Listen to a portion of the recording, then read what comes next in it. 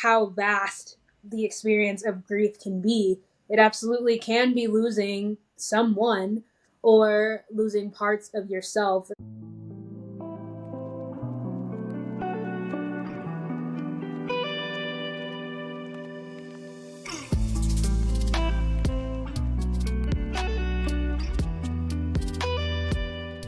All right, Thrivers, welcome to another episode of the Quarter Life Lessons podcast. Today I'm joined by CharLea, the co-host for this podcast, and our friend Katie Ashman, a licensed therapist from Pennsylvania. Today's topic is grief. Katie, would you like to introduce yourself to our listeners? Sure. I'm Katie Ashman, a licensed professional counselor here in Pittsburgh, Pennsylvania. I've been licensed since 2019 and currently working with adults in a private practice. Wonderful. And as you all know, CharLea is a graduate student working on a lot of things to one day own her own private practice as well. So I'm basically interviewing these two experts about a topic we've been very interested in for a while, and that is dealing with grief. So Katie, I'd love you to kick us off and start with, how would you describe the emotion of grief? That's a great question, and it's actually got me thinking of saying grief is not an emotion. Okay. It's an experience coupled with various emotions. So grief can be like a very much a physiological experience as a result of losing something important to us.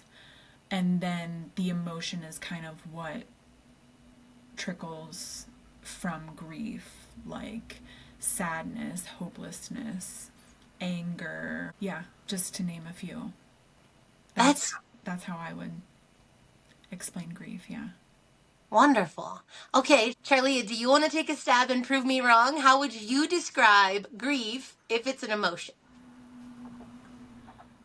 You know, there are certainly a lot of emotions that align with grief. But I would second that it is certainly an experience. It's an experience that is one in of itself. It's very disturbing. It comes with other emotions to their depth. So, yes, there is immense sadness and depression when we are losing and mourning things. I would even go as far as saying this surpasses depressive feelings that I have had in the past. Wow. Okay. I don't mind being humble because you learn through humility. Grief is not an emotion, it's an experience with a lot of complex emotions associated and a lot of processing. Wonderful. Do either of you guys want to take a turn listing either things that you've worked with people on or experiences you've had that you would associate with the experience of grief? I mean, I think the main one is the loss of maybe someone you love, but are there other types of examples of grief that you can think of that you'd like us to explore? I definitely have thoughts on the ambiguous nature of grief and how it doesn't have to be something tangible. It can be a culture. It can be a memory. It can be like a memory. Like I remember parts of my childhood that I'm grieving because they no longer kind of exist and, you know, they feel just different. In the work that I do with adults and reproductive mental health, there's a lot of grief and loss in that. Not only for the tangible and the loss of a pregnancy, the loss of a child, a baby, those types of things, but there's also like grief and loss of who you were before you became a parent. I used to work in foster care also before I became licensed. And that's where I really learned about the ambiguous nature of grief and loss, because these kiddos coming into the child welfare system were losing everything that they knew. All the smells that were familiar to them, the way that their parent may have made like the mac and cheese, right? You know, like so much grief and loss in the nature of child welfare. And they're just a few areas where grief and loss can come up. CharLea, do you have any that I know I missed some? Yeah. Oh my goodness. What you're saying attests to how vast the experience of grief can be. It absolutely can be losing someone or losing parts of yourself, especially um, referring back to IFS, internal family systems. Parts work is something that you're working on these different versions of yourself, often associated with different ages. This is where inner child and future self come in, and inner teen. And at some point, these stages end, and there's several versions of yourself as an adult. It's difficult to describe what that is like, but certainly everybody would experience their own grief of themselves throughout their lives at some point. So certainly it can be really the loss of anything. It can be the loss of an opportunity, especially if you're assigned to a dream or a goal for a very long time, for years and years, and you're putting in all of this effort, and to have something like that taken away. As a human, it is a part of our humanity to grieve and mourn, even when it's not something you may never attain. Like, it can just be something that you don't get right now. It can be something that you can grow to get to later. But certainly, grief can happen in many multitudes of experiences. Yeah, that's amazing. I remember in COVID when everyone was dealing with everything going on with shutdowns and things, and around the high school experience. I don't know why I particularly remember this, but I didn't have a family member graduating or anything. I was in grad school, but I just remember the everyone talking about grieving experiences. And I don't mean that in you ladies are calling grief an experience itself, but it's the first time I remember culturally understanding that people were needed to grieve losing things like the ability to graduate, the ability to go to a prom, the ability to be around other folks, and just that, like, all this stuff was happening around us and we were losing things we never thought we'd lose, and there was a sense of grief associated with it. So I love that you're both talking about such complex experiences of loss, so that our listeners can relate to it, because it really could be the loss of a job, the loss of a partner, certainly a death. CharLea, you touched on loss of self, or as you grow through life and you change as a human being, the loss, I guess you'd say, or the change itself of how you change in life, or the people around you change. Katie mentioned kiddos, and as your kids themselves age. I'm not a parent, but I'd imagine you grieve a little bit that they're not an infant anymore. They're not a toddler anymore. So, really, grief is all around us. And so, I love that both of you ladies changed my question or answered my question to say it's not one emotion, it's literally the experience of the human existence is to know grief at some point, right? Absolutely. And Stephanie, I want to step in because you stated a very valuable piece in mentioning these people never thought they wouldn't experience that loss.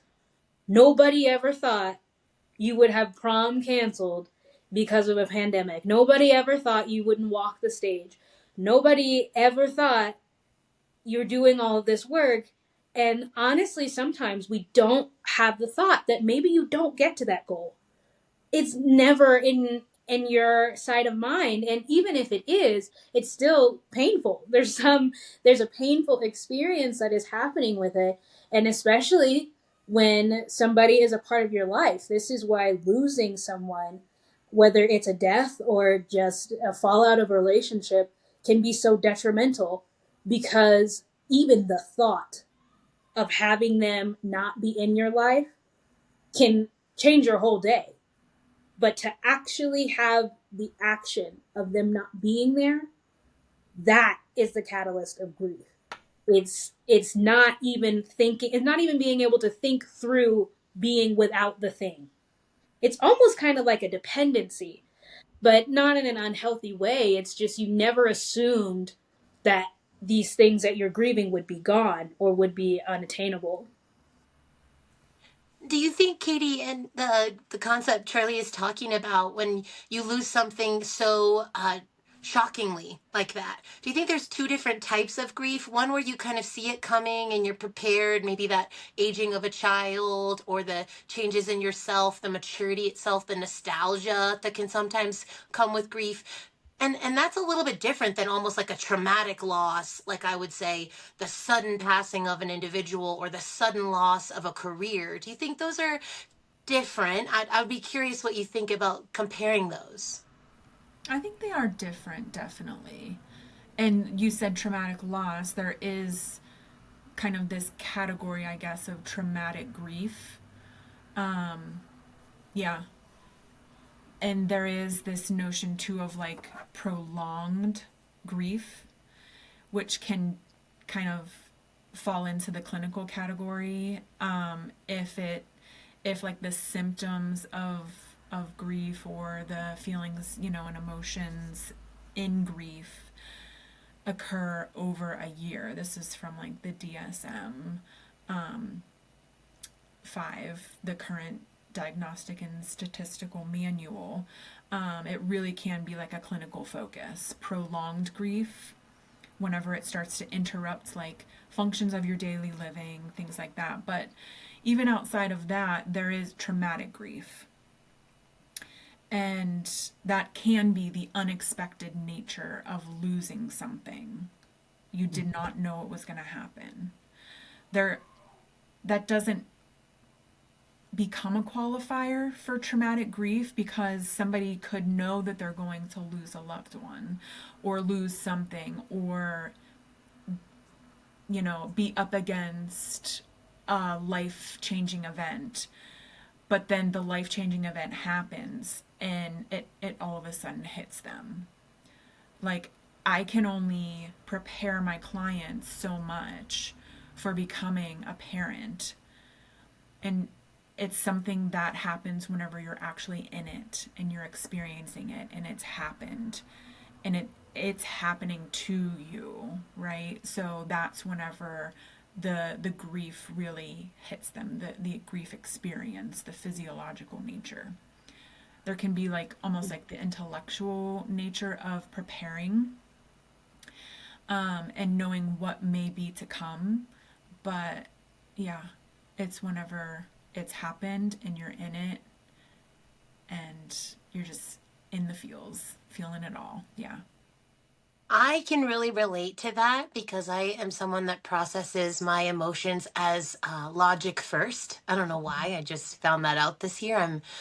I could talk to you all about having lost a loved one or lost an experience and be completely not emotionless. I think I didn't realize people were different that way, that some people have so many emotions they almost can't describe what they're feeling. And then there's me, like on the other end of the spectrum, was like got 1,000 words for every thought about how I feel, but like doesn't spend the time feeling the thing, right? So I think that's really important for our listeners to take away from this is if you're the kind of person who avoids thinking about grief altogether because it's just too much, try to find a way to dip a toe in and to feel the feels and take it on. And if you're the kind of person who will think about grief all day long and kind of calculate out what you're going to do if this bad thing happens or that bad thing happens, kind of challenge yourself to start to try and feel it in your body a little bit or to try and process grief in your body outside the logic or rationale. So it really does need both. I think, CharLea and I would both agree. I think what we've learned this year in the podcast is that it has to be both logically and emotionally felt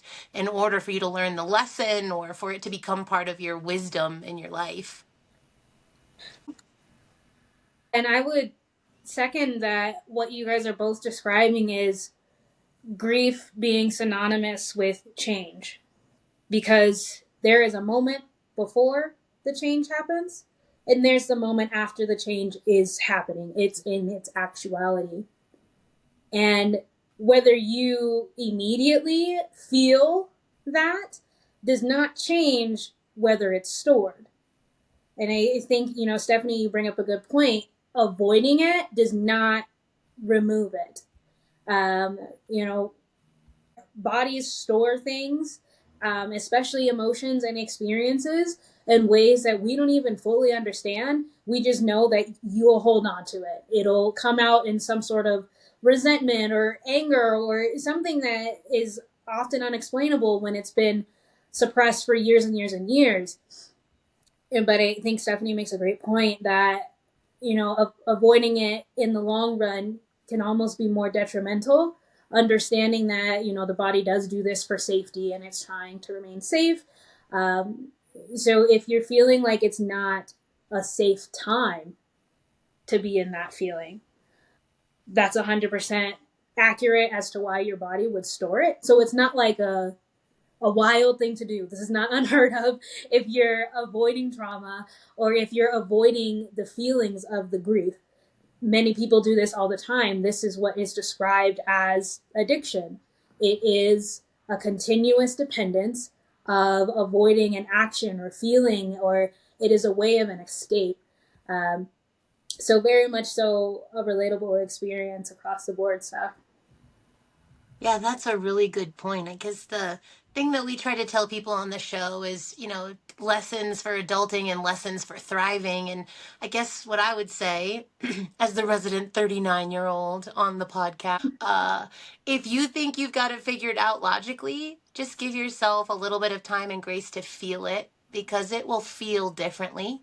I often think I have things figured out cognitively, rationally, and I don't even give myself the opportunity to feel it because those are different things. I swear to you, that is what I've learned. Feeling things is different than knowing things. And when you have the power of both, you show up for yourself in a completely different way. Would you add anything to that, Katie? I second that for sure. One thing that crossed my mind, because it comes up in the work that I do, it's like, okay, how do you feel it? I don't know if either of you have any suggestions, but it's a very unique experience in terms of how someone feels their emotion. But one thing that I start with is like the sensations, like what is happening in your body, where where do you feel anxiety, where does it come up, like in your chest, tightness in your chest, does it feel like a pit in your stomach, does your throat like feel like it's closing sometimes, do you have tension in your jaw. So I start there. That's something a little bit more practical, I think.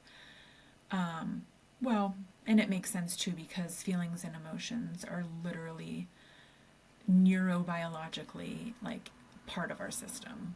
Yeah, so they're telling us something. We got to pay attention to where they're coming up.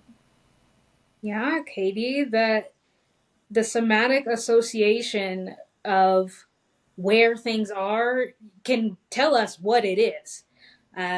If you've got access to a specialist, somatic specialist, that is what they do. They tell us, oh, I'm feeling this here. And it comes up when I'm experiencing XYZ. And you're able to get a puzzle piece. And then once you have that puzzle piece and you have this feeling, you can recognize that you're in a safe space and allow the feeling to exist. Once you're able to do that over and over and over, yes, it's draining. It's hard. But once you're able to do that, it's how you get and live through things. Everybody, I'm sure, can check in with a moment in time where they felt something and then they automatically do something else. And that is your state of avoidance. That is what you do to avoid what it is that's over here that you're still feeling. But again, taking a moment and having that time, giving that energy and that space to whatever the feeling is, makes a huge difference for getting through things.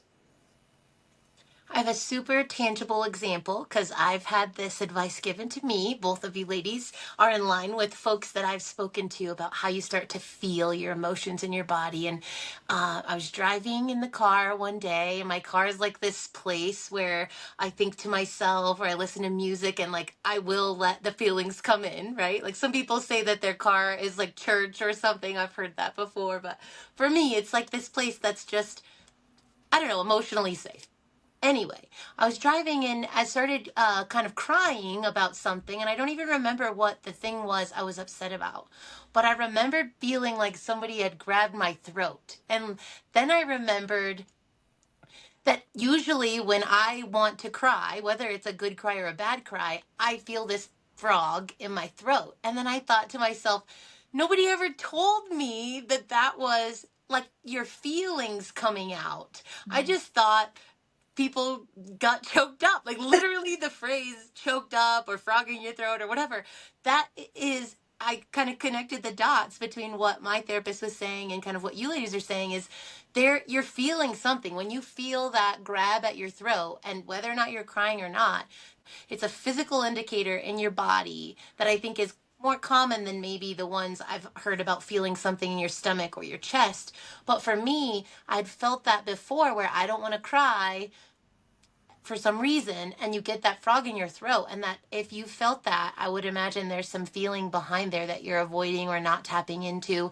And it's that exact same feeling you can look for in your shoulders and your chest and your stomach or something that they're talking about here related to somatics, because it physically happens. And I think we feel it more than we ever actually are aware of. But that was my experience, and I was like, no way.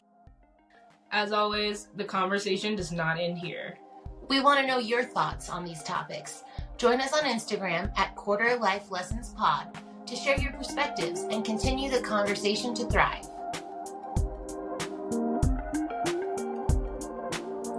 Thank you for tuning in to the Quarter Life Lessons podcast. Find new episodes on Spotify, YouTube, and our Buzzsprout website.